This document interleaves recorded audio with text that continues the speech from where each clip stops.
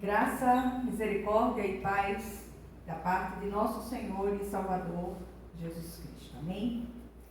Meus amados, hoje a gente vai falar um assunto que tem embaraçado a vida de muitos servos de Deus.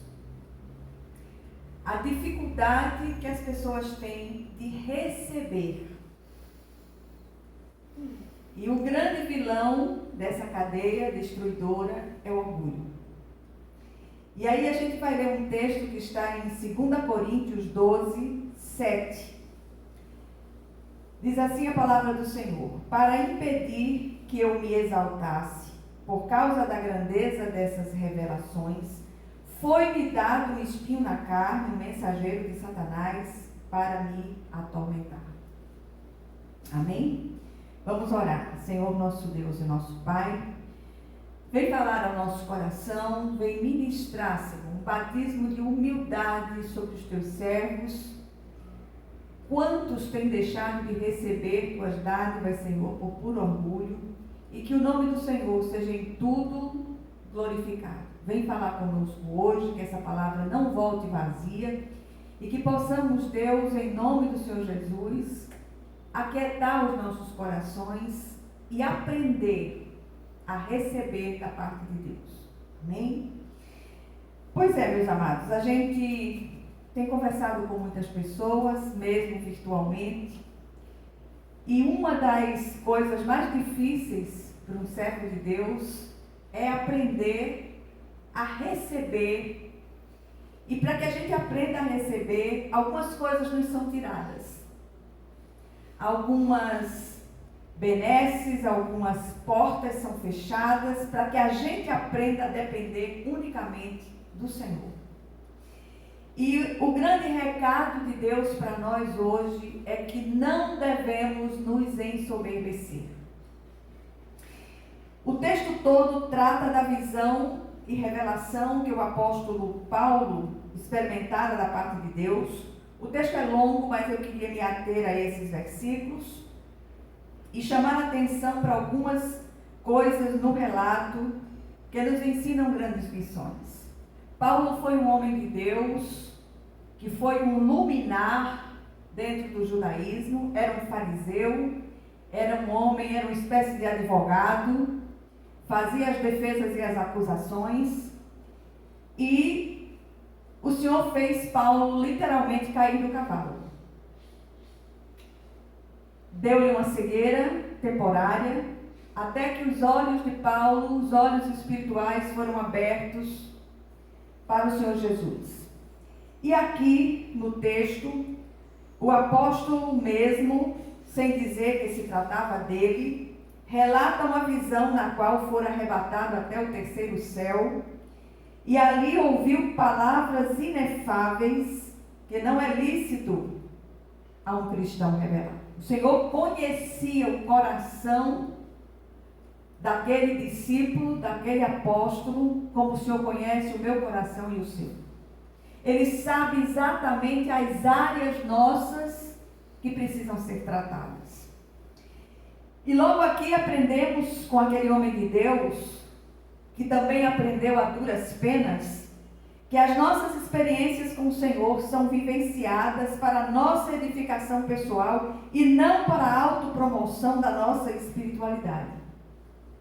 Muitos têm, hoje é comum a gente ouvir, a gente ver gravações de CDs, gravações de vídeos com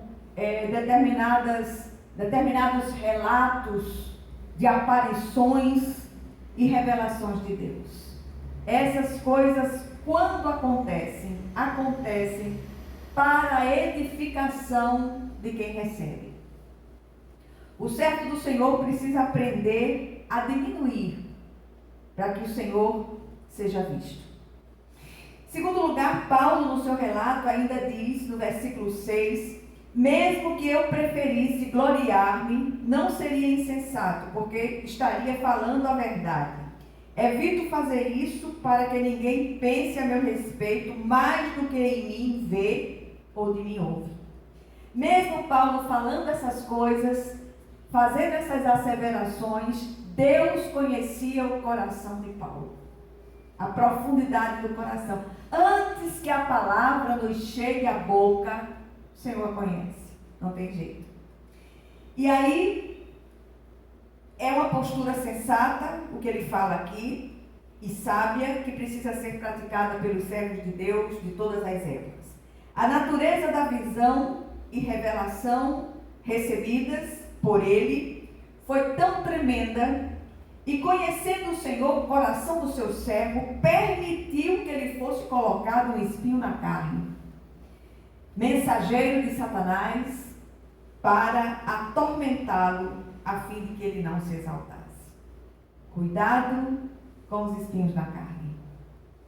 Muitas vezes ele vem como mensageiro de Satanás, mas permitido por Deus para que não nos exaltemos, para que não nos ensoberbeçamos. Tudo que somos, temos, sabemos, vem do Senhor e é para a excelsa glória dele. Terceiro lugar, fica sempre a pergunta: qual era o espinho na carne de Paulo? Não se sabe ao certo, ninguém sabe. Há muitas conjecturas sobre o assunto, e uns dizem de um jeito, outros dizem de outro.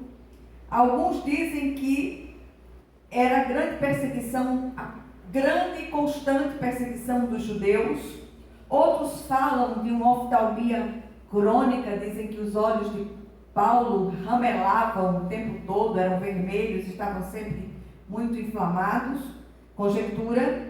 Chega-se até a falar em convulsões, mas nada há de conclusivo em relação a essa questão. O que se sabe ao certo é que era algo incômodo. Você imagine o espinho na sua carne, algo que está ali o tempo todo. Eu tenho uma espécie de cravos nos pés, na sola dos meus pés. Isso incomoda demais, é preciso aqui e acolá estar tirando esses cravos, até pisar dói.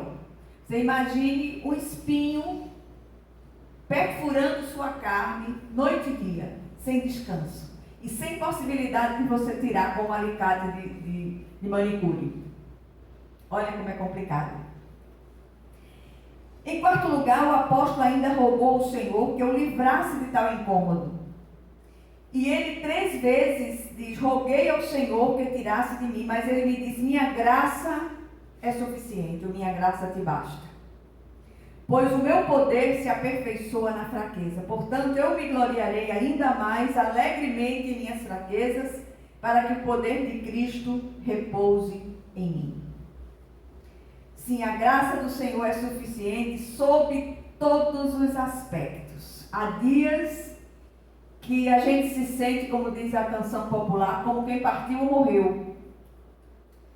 Mas é exatamente nesses dias que somos carregados no colo, que a graça suficiente de Deus nos fortalece, nos firma, nos conduz em triunfo e nos sustenta. Ai de nós, se não fosse a graça de Deus providenciada pelo Senhor. Ela nos sustenta em meio às nossas fraquezas, pois nem sempre seremos livrados dos nossos incômodos. Em quinto lugar, o apóstolo reconhece isto e declara no versículo 10: por isso, por amor de Cristo, regozijo-me nas fraquezas, nos insultos, nas necessidades, nas perseguições, nas angústias, porque quando sou fraco, é que sou forte. E todas essas coisas, elas são registradas nas páginas da Bíblia Sagrada para que a gente seja edificado. Às vezes a gente tem a tendência de imaginar que somos os mais sofredores dessa terra. E aí o Senhor vem e traz aquela página tremenda do capítulo 11 de Hebreus, que é a grande galeria dos heróis da fé, homens e mulheres dos quais o mundo não era digno.